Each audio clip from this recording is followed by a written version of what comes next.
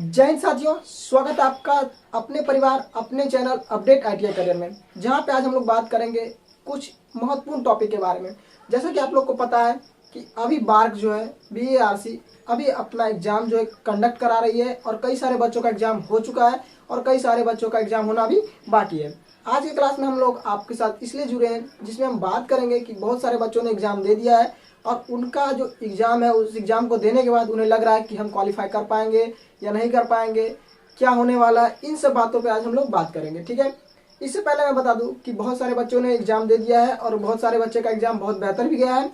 और 18 तारीख को जो टर्नर मशीनिस्ट का एग्ज़ाम था उसमें जो क्वेश्चन बार्क ने पूछा था, बार्क ने जो स्टैंडर्ड रखी थी उस क्वेश्चन को हम लोग आज डिस्कशन करने वाले हैं। और बहुत सारे बच्चों का एग्ज़ाम होना है, उनको भी हम थोड़ी गाइडलाइंस देंगे कि वो कहाँ से तैयारी करें, किस बेसिस पे तैयारी करें ताकि उनका एग्ज़ाम जो है बेहतर हो सके। ठीक है, तो आज का क्लास वही होगा कि हमने बार्क के जो 18 तारीख का एग्ज़ाम था, बहुत सारे हमने बच्चों से मिला, क्वेश्चन को पूछा और क्वेश्चन का एनालिसिस करने के बाद जाना कि बार्क का जो शेड्यूल है वो ईजी टू मॉडरेट है, मतलब कि आसान भाषा से उठाकर ये धीरे धीरे क्वेश्चन को हाई लेवल पे ले जाने की कोशिश की है। तो इन्हीं सब बातों को आज हम बात करेंगे। तो चलिए देखते हैं, बारी बारी से क्वेश्चन को देखेंगे कि कैसा कैसा क्वेश्चन पूछा गया और उसका आंसर क्या हो सकता था और किन बच्चों ने अपना आंसर सही किया है। तो जो बच्चे एग्जाम दे चुके हैं उनके लिए भी ये वीडियो काफ़ी खास है, क्योंकि वो भी अपने क्वेश्चन को मिला सकते हैं कि उन्होंने कितना बेहतर परफॉर्मेंस करके आया है और उनका जो परफॉर्मेंस है वो किस लेवल तक सही है। तो चलिए सीधे चलेंगे अपने बोर्ड पे और देखेंगे बारी बारी से सारे क्वेश्चन को जो कि बार्क ने 18 तारीख के एग्जाम में टर्नर और मशीनिस्ट वाले बच्चों से पूछा था। ठीक है, तो चलिए शुरू करते हैं। तो साथियों, हम आ चुके हैं अपने बोर्ड पे और आप लोग देख सकते हैं कि यहाँ पे हमने आप लोगों के लिए कुछ क्वेश्चंस लेकर आया जो कि बार्क के एग्जाम में पूछा गया था, जो कि 18 तारीख को एग्जाम कंडक्ट कराई गई थी। वो भी आप देख सकते हैं कि यहाँ पे बताया गया है कि ये टर्नर मशीनिस्ट वालों के बच्चे को पूछा गया था। ठीक है, तो टर्नर मशीनिस्ट वाले बच्चे जो थे उनके लिए काफ़ी खास एनालिसिस पेपर है, जो अगर देखते हैं तो उन्हें समझ में आएगा कि उन्होंने कितना परफॉर्मेंस बेहतर तरीके से करके आया है और करके दिया। ठीक है, तो चलिए शुरू करेंगे। सबसे पहला क्वेश्चन था, गाड़ी के साइड मिरर में कौन सा दर्पण लगा रहता है। तो गाड़ी के साइड में कौन सा मिरर लगा रहता है, तो इसका आंसर था क्या, उत्तल दर्पण। ठीक है, ये उत्तल दर्पण लगे होते हैं जिसकी सहायता से गाड़ी में जो है पीछे के व्यू को देखा जाता है। उसका दूसरा क्वेश्चन पूछा गया था कि पश्चिमी घाट से कौन सी नदियाँ निकलती है। तो इसका सही आंसर था हमारे पास गोदावरी, कावेरी या तो कृष्णा। तो उसमें ऑप्शन दिया गया था कृष्णा नदी। कई सारे बच्चों ने हमें कृष्णा नदी के बारे में सजेस्ट किया, तो उसका सही आंसर कृष्णा नदी था। ठीक है, इसके बाद आगे के क्वेश्चन की बात करें तो तीसरा क्वेश्चन था, चंद्रमा से आकाश कैसा दिखाई पड़ता है। चंद्रमा से जब आकाश को देखा जाता है तो वो कैसा दिखाई पड़ता है, तो आंसर होगा इसका ब्लैक। कि कैसा दिखता है, वो काला नज़र आता है। क्यों, प्रकाश की प्रकीर्णन के कारण। कुछ एक इस प्रकार का क्वेश्चन दोबारा भी पूछा गया था, इसके बारे में भी हम आगे आपको बताएंगे। चौथा क्वेश्चन था, ऑक्सीजन का परमाणु क्रमांक कितना होता है। तो ऑक्सीजन का परमाणु क्रमांक बहुत सारे छात्रों ने सही लगाया और वो होता है 8। इस बात को आप याद रखेंगे और ये हमारे बार्क के एग्जाम में 18 तारीख को पूछी गई थी। फिर क्वेश्चन था, समुद्र का रंग नीला किसके कारण प्रतीत होता है। तो समुद्र का रंग जो नीला प्रतीत होता है वो प्रकाश के प्रकीर्णन के कारण प्रतीत होता है, जो कि हमारे ऑप्शन में यहाँ दिखाए गए। क्लियर है, नेक्स्ट क्वेश्चन को देखेंगे। छठा नंबर क्वेश्चन है, सुनामी का कारण कौन सा नहीं होता है। तो यहाँ पर आप ध्यान देंगे कि यहाँ पे नहीं की जिक्र की गई है। किसका जिक्र किया गया है, नहीं का जिक्र किया गया है। क्यों, अब इस बात में ध्यान देना है कि है या नहीं है। बहुत सारे बच्चों ने इसके चलते कन्फ्यूजन में बहुत सारे गलत आंसर लगा दिए, लेकिन बहुत सारे बच्चों ने सही भी आंसर किया। और हमने जो बात की बच्चों से तो उन्होंने कन्फ्यूजन में इसका ऑप्शन बताया, इसीलिए हम यहाँ पे आंसर आपको नहीं बता रहे हैं कि क्या ऑप्शन थे और उसका सही आंसर क्या होना था। बहुत सारे कारण होते हैं जिसकी वजह से सुनामी नहीं आ सकता है, तो इसका आंसर इसलिए हम नहीं बता पाएंगे क्योंकि बच्चों ने हमें सही से जानकारी नहीं दी। उसके बाद सातवां क्वेश्चन है, किसे भारत में सिलिकॉन वैली कहा जाता है। इसका आंसर हो जाएगा बेंगलुरु, जिसे बेंगलुरु को क्या कहा जाता है, तो भारत को वेलिकन सिटी बोला जाता है। ठीक है, इसके बाद है 8 नंबर क्वेश्चन, कथकली किस राज्य का लोक नृत्य है। तो लोक नृत्य के बारे में बताया, तो कथकली जो है कहाँ का है, वो केरल का लोक नृत्य है। ये था 8वां क्वेश्चन। 9वें नंबर क्वेश्चन की बात करें तो क्वेश्चन था, उत्तल दर्पण से प्रतिबिंब कैसा बनता है। कैसा बनता है, तो इसका आंसर जो है वो सही हो जाएगा हमारा, आभासी एवं सीधा प्रतिबिंब बनता है उत्तल दर्पण में। इसके बाद पूछा गया था, एलपीजी गैस के मुख्यतः कौन सी गैस होती है। एलपीजी में जो होती है कौन सी गैस मुख्यतः पाई जाती है। इसका सही आंसर था ब्यूटेन, जो होता है हमारे एलपीजी गैस में मुख्यतः पाई जाती है। ये 10 नंबर क्वेश्चन थे। बाकी के क्वेश्चन की बात करें हम तो 11 नंबर क्वेश्चन आप देख रहे हैं, एमजी प्लस इलेक्ट्रॉनिक विन्यास इसका पूछा गया था। Mg++ का इलेक्ट्रॉनिक विन्यास क्या होगा? तो इसका इलेक्ट्रॉनिक विन्यास हम बता दें 1s⁻², 2s⁻², 2p⁻6। ये जो होता है इलेक्ट्रॉनिक विन्यास होता है मैग्नीशियम का। Mg+ का जो होता है ये इलेक्ट्रॉनिक विन्यास होता है, जिसके बारे में हमने अभी आपको बताया है और बहुत सारे बच्चों ने इसका सही आंसर भी करके आया था। इसके बाद नेक्स्ट क्वेश्चन देख लेते हैं। नेक्स्ट क्वेश्चन जो है वो बताया गया है कि वंदे मातरम के रचयिता कौन है? तो वंदे मातरम के रचयिता के बारे में पूछा गया था। ये क्वेश्चन जो हमारे 18 तारीख में एग्जाम जो हुआ था उसके सेकेंड शिफ्ट का एग्जाम क्वेश्चन है, जो कि हमने आपको अभी बता रहा है। तो ये इसका आंसर था बंकिम चंद्र चटर्जी। बंकिम चंद्र चटर्जी ने वंदे मातरम का रचना किया था और ये हमारे सेकेंड शिफ्ट में क्वेश्चन पूछी गई थी। उसके बाद है तीसरा, असम का राजकीय पशु क्या है? राष्ट्रीय पशु असम के बारे में पूछा गया। तो ये है एक सिंग वाला गेंडा, जो कि एक सिंग वाला गेंडा होता है वो असम का राष्ट्रीय पशु है। उसके बाद बता दें अगला क्वेश्चन जो है, अगला क्वेश्चन पूछा गया आग बुझाने वाली गैस कौन सी है? तो इसका सही आंसर जो हो जाएगा वो हो जाएगा क्या? CO2। CO2 जो होता है आग को बुझाने में काम करता है। ये हमने आपको जब थ्योरी पढ़ाई थी उसमें भी बताया था और ये क्वेश्चन बार्क ने पूछ लिया था। ठीक है, अब इसके बाद नेक्स्ट क्वेश्चन देखते हैं। ये क्वेश्चन है हमारा कार्बनिक अम्ल कौन सा है? तो इसका ऑप्शन हमें सही से नहीं बताया गया, जिसकी वजह से हम आपको सही से नहीं बता पाएंगे, इसीलिए इसको हम छोड़ देते हैं। और इस क्वेश्चन को अगर आपने किया तो हमें कमेंट बॉक्स में ज़रूर बताएंगे कि कार्बनिक अम्ल का कौन सा ऑप्शन दिया गया था और सही आंसर जो था उस ऑप्शन में से हम आपको बता देंगे कि कौन सा आंसर सही होने वाला है। ठीक है, तो इसका ऑप्शन अगर सही से नहीं पता है हमें तो हम आपको इसके बारे में नहीं बता सकते। इसके बाद नेक्स्ट क्वेश्चन को देखेंगे हम। नेक्स्ट क्वेश्चन क्या है?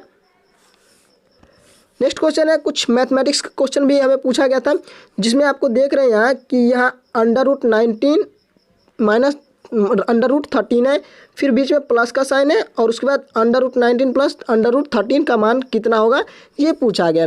तो अगर आप इसको सॉल्व करते हैं तो सॉल्व करने पे क्या मिलता है कि √ ये जो इतना दूर की बात करें तो √19 माइनस √13 ये a माइनस बी, ये हो जाएगा a प्लस बी। अगर हम इन दोनों को अगर करते हैं तो a plus b into a minus b के हिसाब से तो a² माइनस b² इसका फॉर्मूला हो जाता है। ठीक है, इस तरीके से हम करेंगे तो 19 अगर रूट से बाहर आएगा तो 19 माइनस अगर हम 13 करते हैं तो इसका आंसर कितना हो जाएगा? ये 6 आंसर हो जाएगा। तो 6 आंसर हमारा जो होगा वो सही आंसर हो जाएगा। इसीलिए यहाँ पे क्या है कि 6 को सही आंसर कैलकुलेट किया गया। ठीक है, तो इसका सही आंसर 6 था। कई बच्चों ने सही इसका आंसर लगाया है।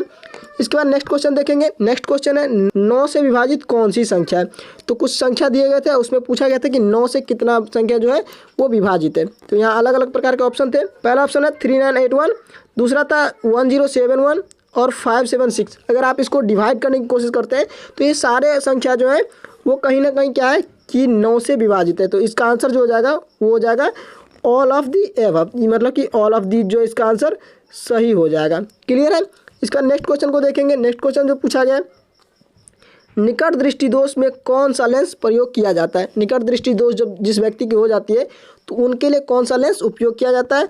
तो आंसर हो जाएगा इसका अवतल दर्पण, इसका उपयोग किया जाता है, जिससे कि निकट दृष्टि दोष वाले व्यक्ति को साफ साफ दिखाई देता है। उसके बाद कुछ इजी क्वेश्चन भी पूछे गए थे, जिसमें आप देख सकते हैं यहाँ पे क्वेश्चन दिया गया है कि भारत के प्रथम राष्ट्रपति कौन थे? ये कोई भी बता सकता है कि भारत के जो प्रथम राष्ट्रपति थे आज़ाद भारत के, तो वो थे हमारे डॉक्टर राजेंद्र प्रसाद।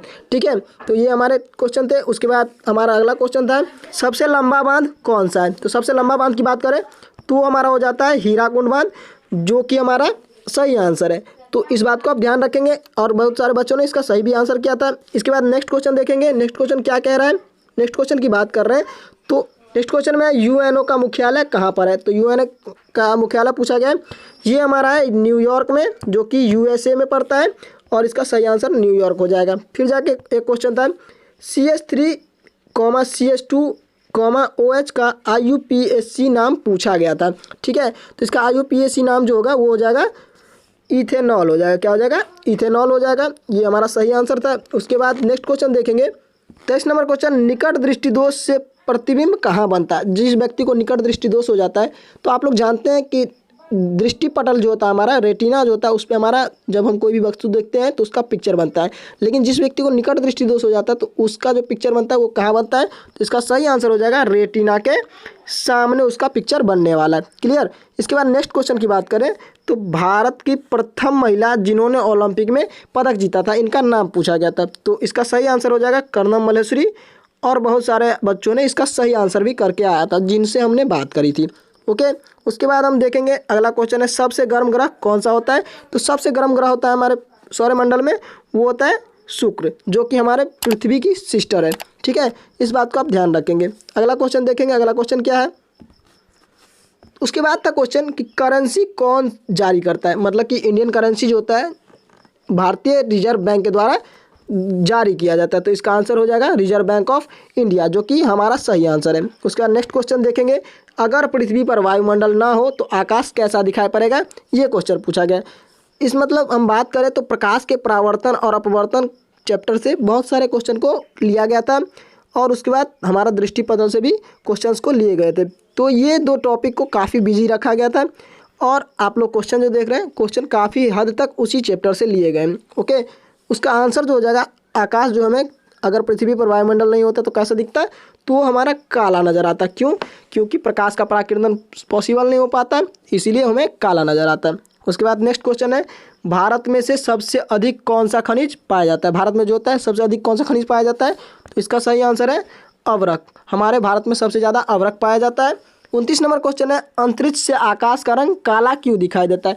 अभी हमने बताया कि अंतरिक्ष से हमारा आकाश काला क्यों दिखाई देता है, तो वहाँ प्रकाश का पराकिरण नहीं हो पाता है, जिसकी वजह से क्या होता है कि हमारा प्रकाश का पराकिरण नहीं होने की वजह से हमारा आकाश काला नज़र आता है। नेक्स्ट क्वेश्चन है, बायोगैस गाय के गोबर से उपलर से बेहतर ईंधन क्यों है।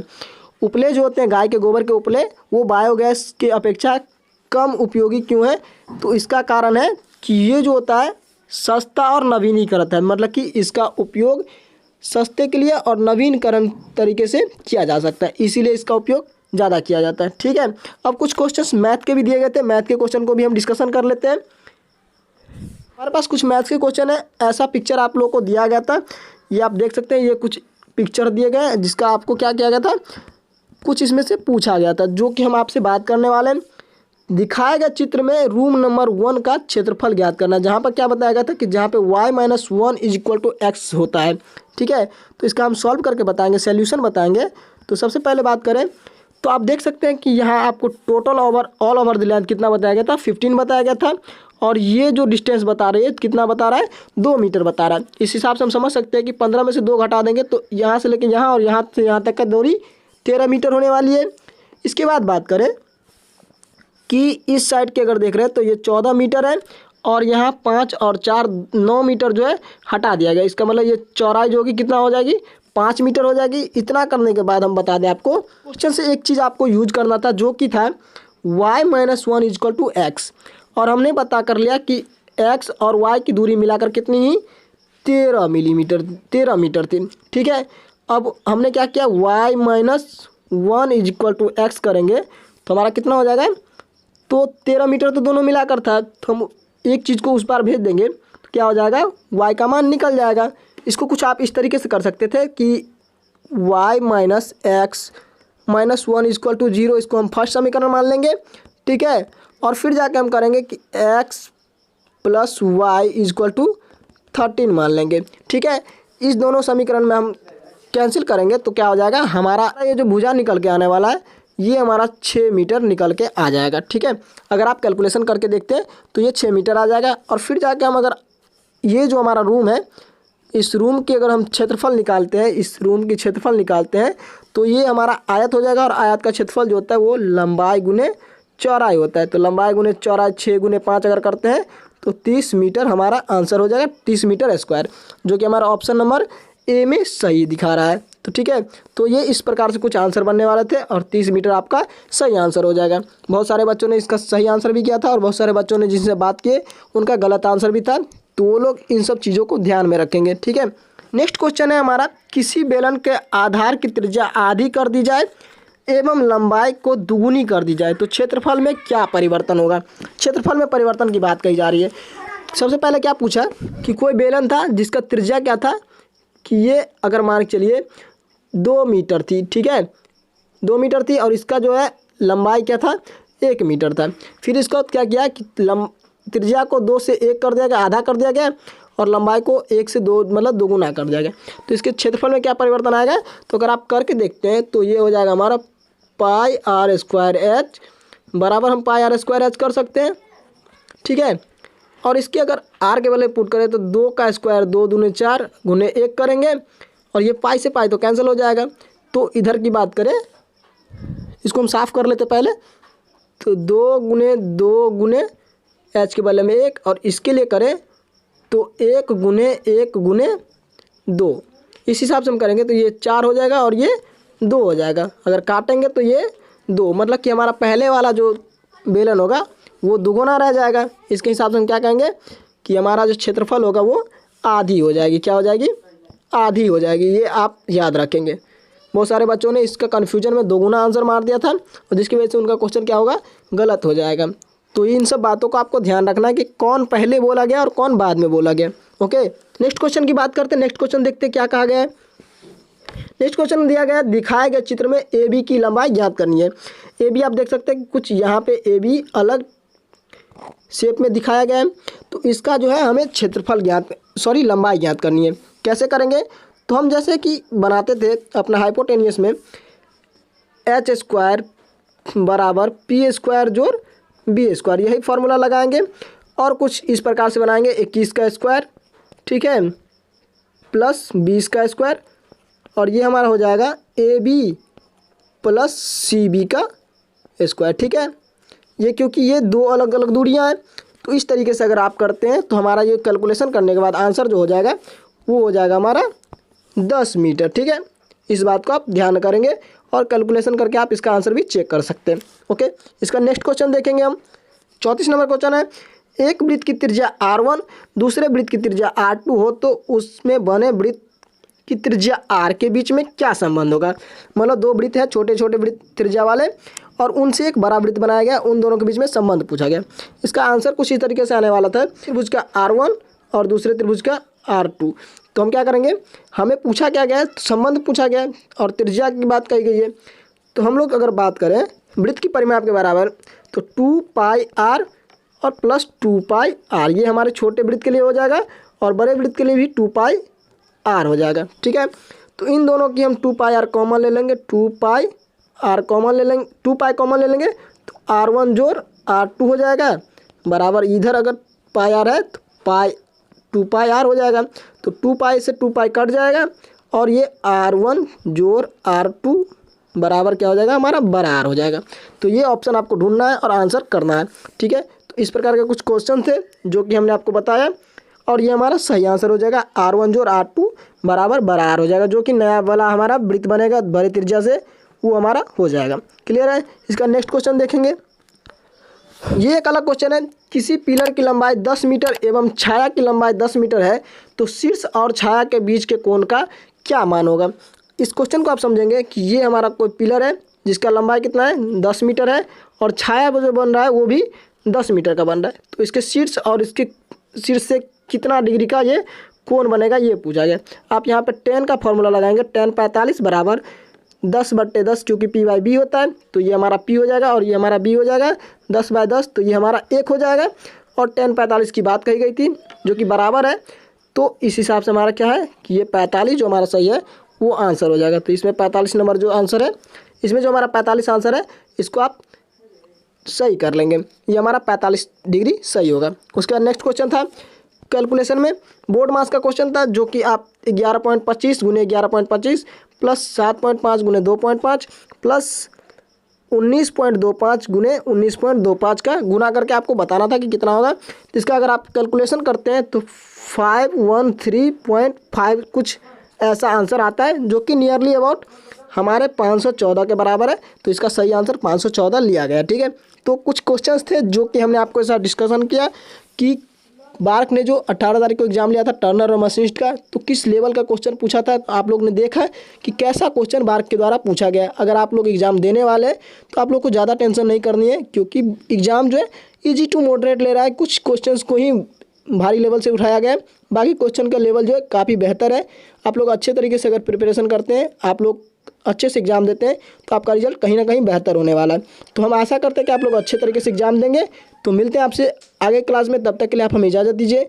जय हिंद, जय भारत।